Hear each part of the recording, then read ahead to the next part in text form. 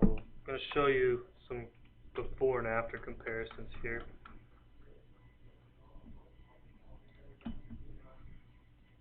So try and get those hips to turn more. 1431. And that was just from the knee. Absolutely.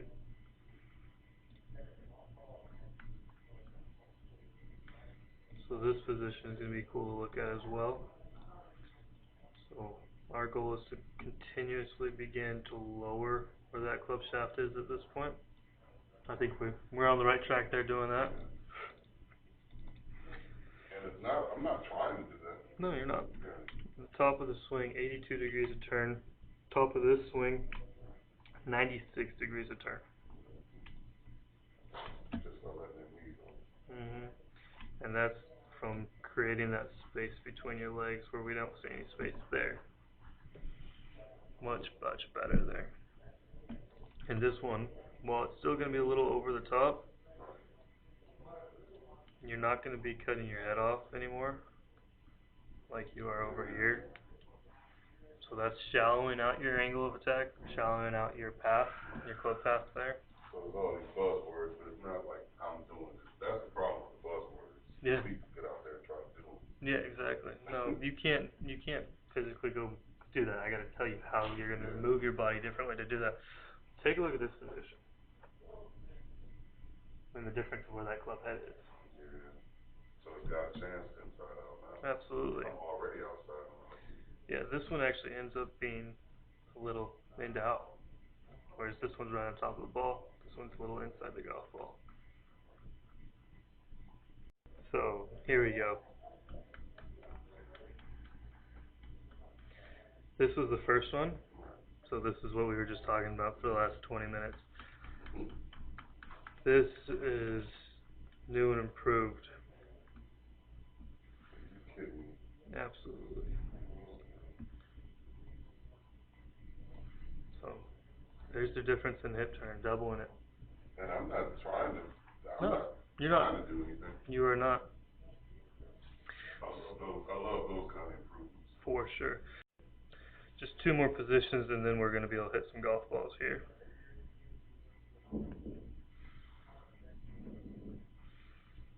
So follow through. We're keeping these arms pretty straight. This left arm is bending, and that's because of the out and in type club path. Left arm's going to have to start bending around the body. Chicken wing. Yep, a little bit of a chicken wing, exactly. Right arm's doing pretty good there. We could keep this club a little bit further away from our body. The better you can do there. Yeah, absolutely. And the better you can do there, the more extension you can do. We all know that that's going to help you fall further. Just simple physics there. Let's highlight these numbers for you. That should highlight right there. Not too bad. I'm not concerned about this red number. It's more that factor we were talking about why we want to get it to a green number there. And essentially what that is, it's an external sensor. Hips are turning a little low there. That's a little bit of how that right foot was working, is that you were trying to get it to happen and it happened too late. And then that belt buckle needed to be pushed a little bit more toward the target. You can see him doing that one there, whereas yours isn't really pushing much toward the target. Never heard anything about pushing toward the target. Yeah, and the reason why we're not able to do it so well is we're keeping a lot of flex in that right knee, whereas you can see that while his is a little bit bent, he's relatively straight. He's using that ground to explode upwards. Starting your downswing here. So at this point, just still a little outside your circle, not quite back to where you want to be. I'm not gonna hit on this position very much because those numbers there's not much to talk about here. Let's continue on down to just before impact. This is where you said your athleticism's taking over. There's a lot of things that we need to fix, but you have to make some sort of athletic move to hit this golf ball. Can you time this to do it every time? Probably not. That's the thing. Yeah. I don't want to. No, absolutely not. So let's go to impact there. Yeah, club head's a little open. And a couple of things I like to talk about at this point is wrists.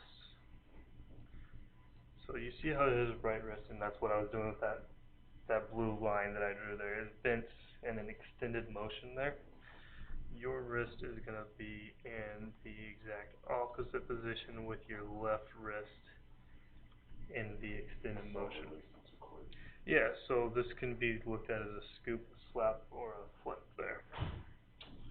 Yeah, camera doesn't lie. Absolutely. You cannot see that.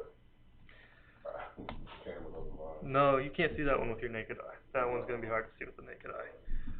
The next one, and the way that I'm going to help you fix this one is, so in your downswing, you got your hips shifting, you got your weight going toward the target really well. We just didn't maintain that motion there very well. So what happened is that hip sensor there ended up getting to a good position and then just moving away.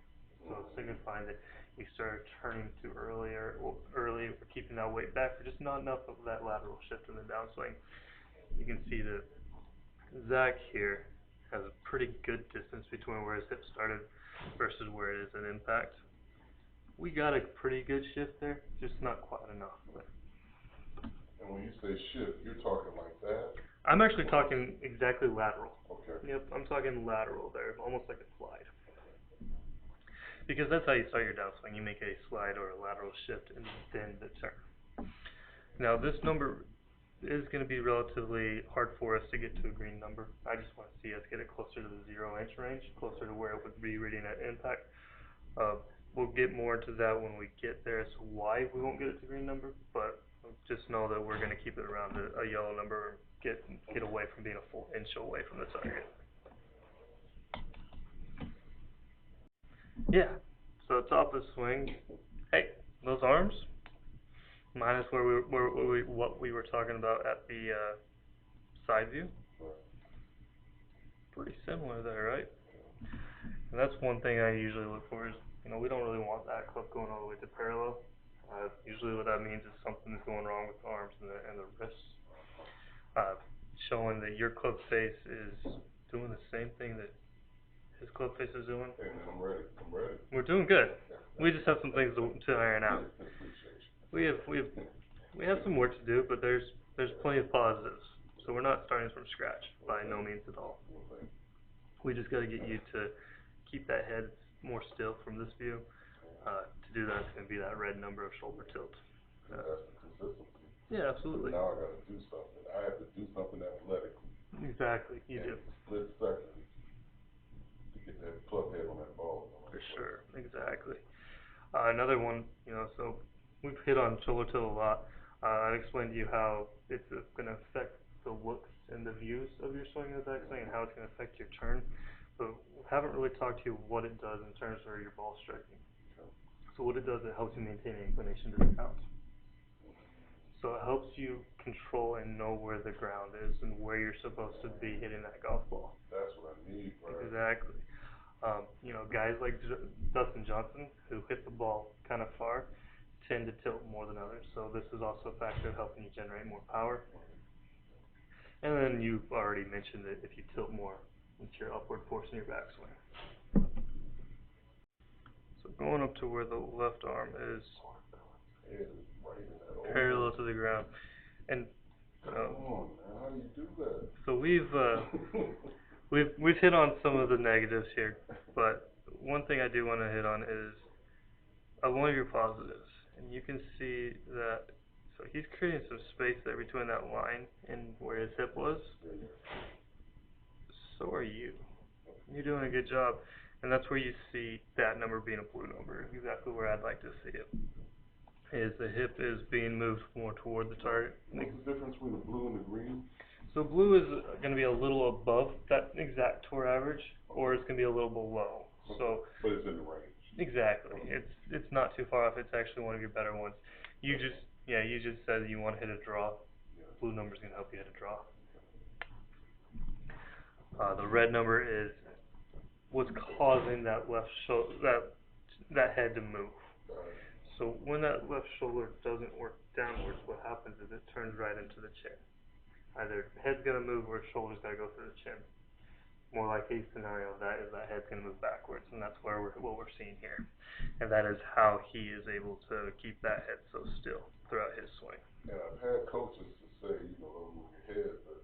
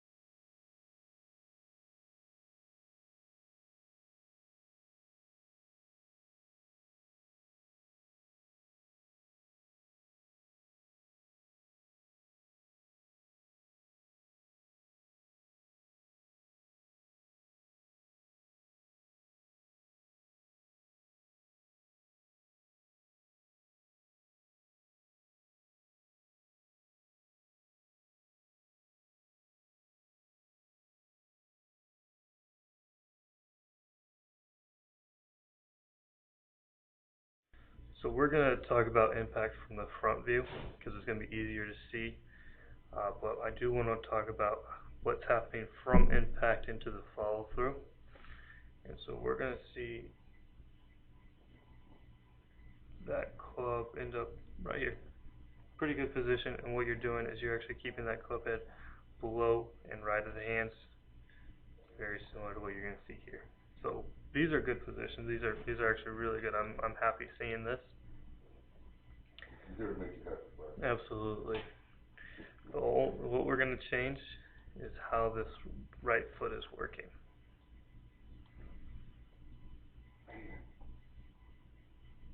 So you're going to see that he's going to roll toward the target onto that right foot, or off of that right foot onto the big toe. What we're going to see you do is actually kind of pirouette around that right toe, right? And then that foot over rotate that way. Whereas his is going to get straight to perpendicular. There's a lot of things that can go wrong with this. Typically what I see is more of the outside club path. That foot tends to over rotate.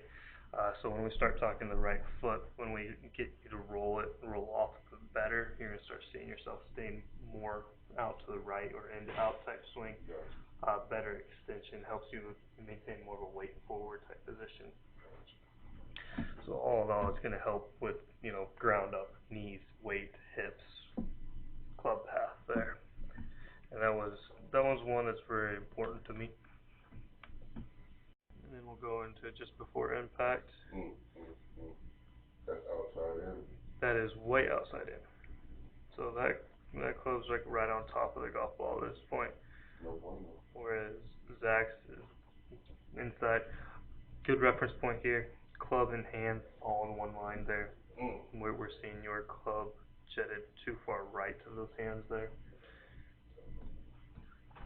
And from here, a couple things have to happen in order to make contact. Is you're going to have to pull that club back in toward the left side, whether you're doing that with your elbow, or whether you're doing that with your wrist, or just turning excessively open. Either way, yes, you are going to lose power. You're going to have a hard time hitting this golf ball solid. You're going to have a hard time being consistent here. Absolutely. I'm relying too much on my athleticism to get back to that ball. Yeah, you're exactly right. Yeah, I mean, you've done this enough that I have no doubt that you can hit good golf shots here, but you don't know what's coming the next shuffle. And so, starting your downswing, we're actually going to watch these hands work. So now I see.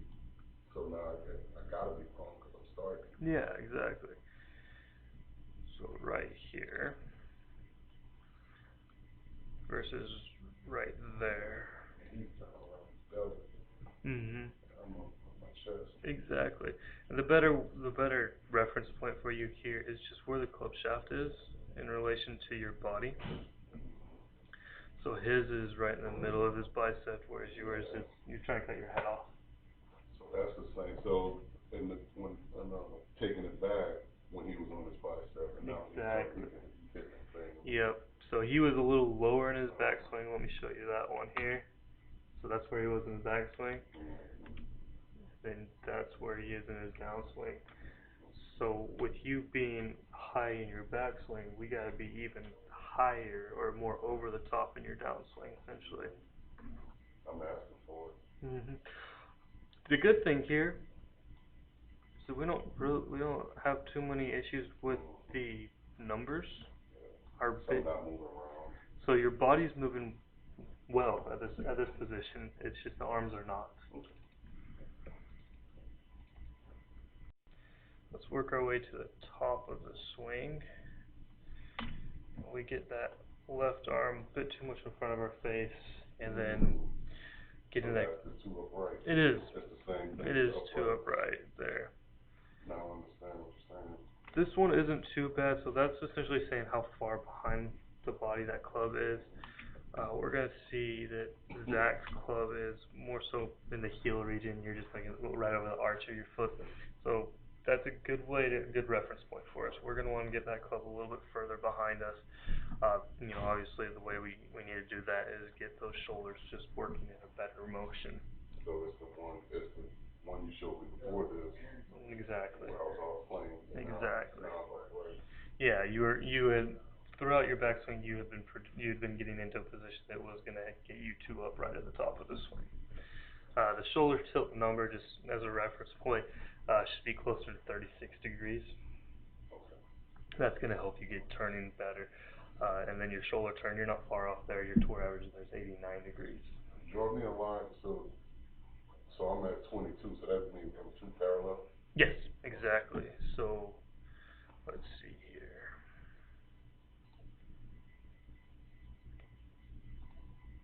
And you're gonna give me a summary of all this or something? Absolutely. I'm making you a video right now, so you're actually seeing me draw all this here. So the bottom line there is what we're wanting those shoulders to look more like. So you see he's here at 32. That's where your number turns green at. You're at 22, and you see how the differences or how flat those shoulders are turning are. Yeah, that's exactly what we're trying to get more toward. Continuing our way up here, our next position is going to be where your left arm is parallel to the ground. And typically when we start seeing that we haven't turned our body enough to begin with, we start seeing a position with this club shaft that is too much above or too high there. So drawing our line there, and I'm going to just back him down just a little bit there. He's in the lower part of his bicep with that club shaft in the hands. With us, you have your hands right there in front of the chest with the club shaft going through the shoulder. What this is ultimately going to end up causing. So your hands are right here in front of your chest, like right in line with your buttons there on your collared shirt, and then the club shaft is cutting through on the top of your shoulder. Whereas Zach over here has his hands more behind him with the club shaft going through the lower to middle part of his bicep there. So essentially it's starting to show us that we're going to be swinging more out to in. And what that's going to do is cause some of those right misses. It's also going to cause that club to come down real steep. where when you were talking about that mushy ground, you're gonna catch behind the ball. Got it. And to fix this, gonna get you turning better and more. So, like I said, we want to turn on tilted axis, so these two, shoulder turn and shoulder tilt, are gonna play, a game together there. That's how we're gonna fix that one. And then the shoulder or the hip turn there. You can see how his left knee has jumped out so far toward the golf ball. Yeah. That's how we're gonna do that. It's called changing knee flex. We're gonna start straightening your right leg and flexing that left knee toward the target. That gives you more range of motion. It does a lot more range of motion. Actually, at the end of the day, it's gonna start helping some low back. I don't know if you said you had any low back pain, Yeah, but if you do, it's gonna start alleviating any of the extra pressure there. So the reason I chose Zach is he's going to show us some of the positions that we're going to want to look a bit more like, almost exact opposite of where we are. I need a big body. It doesn't matter how big the body is, we're just looking for the positions of where the club's getting. So here, our first position in the swing is going to be where the club shaft's parallel to the ground. And a couple things that you and I are going to talk about are going to be how much you're turning your body, because as of right now, you're starting your swing with just a lot of the arms, not really getting the body to go. And a couple of ways you can see that from this view is the distance that those hands are from your body versus the distance from his body.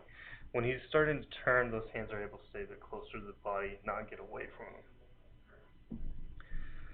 Club and the hands, I do like the position with the club head and the hands there. Those are good. It's just we got to get those hands closer and essentially getting you to turn your body more degrees. That shoulder tilt, that one's going to be an important one here for us as well. And let me show you what that looks like here on Zach. You see how that that left shoulder is lower here? We're reading that your right shoulder is actually still lower, so you're turning your shoulders too horizontal, essentially more of a baseball type swing there. When a golf ball is on the ground, we got to turn on a tilted axis. So this is why this one's important. So it's a little too lateral, too parallel to the ground. Yep, too flat to the ground there. And then we'll talk a little bit more about this shoulder sway. That's going to show us that the head's moving more than anything from the front view once we get there.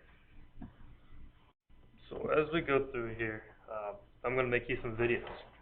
So you're going to get what's called a web lesson at the end of it. I'm going to show you all your login information, and then you're going to be able to come back in here and watch some movies. That's why I said about 20, 30 minutes.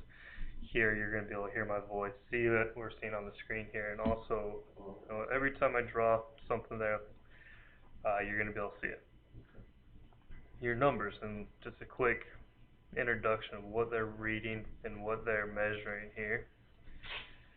Anything pertaining to your shoulder sensor is going to be on the top, or on the left side there. So shoulder, shoulder, shoulder. Anything pertaining to that belt you're wearing is going to be the hips right over here on the right. And they're measuring exactly the same thing, just from different points. The top number here, the 0, will always be 0. Those are sways. Essentially, those are going to measure how far that sensor is moving toward or away from the target relative to where you start your swing. That was interesting. That's how long I've been playing. When I first got taught golf, they taught you to sway. Yeah, they taught you big weight shifts back. Right. Yeah, and what that does is it's just a lot of timing. Yeah, it just causes. That's why I tell people, I'm like, you're learning how to play at the same time. Got a lot of technology. Yeah, technology is awesome because none of this you can argue with. And then shoulder and hip tilt, that's going to be side bending. That's the way I like to explain it. Essentially, tilt or bend to the right, that's going to end up getting you to rightward tilting. You do that to the left, leftward tilting. Shoulder turn, hip turn. Pretty self-explanatory there. Just that one dimension turn. Shoulder bend, hip bend, that's going to be measuring how far you're bending forward or backwards. And these numbers change for every frame that I change, and you'll be able to watch that as they're all moving and kind of bouncing around there as I'm just jumping around with the frames there. And then they're highlighting different colors. We do have all 4 of our colors here, so we'll talk about those: green, yellow, red, blue. So first 3, think of it as a traffic light. Green, you're good to go. Yellow, slow down. Red, stop. Try to fix that one immediately. What the green actually is going to mean is it's going to be a tour average. So we've gathered a lot of data from the guys playing on TV, and found that that's the way they're moving their body. So why don't we try to move our body a little closer to that? The blue numbers are going to be very close to that tour average, so just a little above, just a little below. And they typically exactly, and they typically. If I was all red, you'd be like, you gotta go home. yeah. Well, not exactly. But yeah, the greens and blues there, what they typically mean is they're going to produce more of a draw type swing. Okay. So blue being the biggest draw, green just being the smallest draw. Kind of the same thing with the yellows and reds, except for those are going to be more of your slices and fades. So yellow more the fade, red more of your slice there. That all makes sense there? That does. Cool.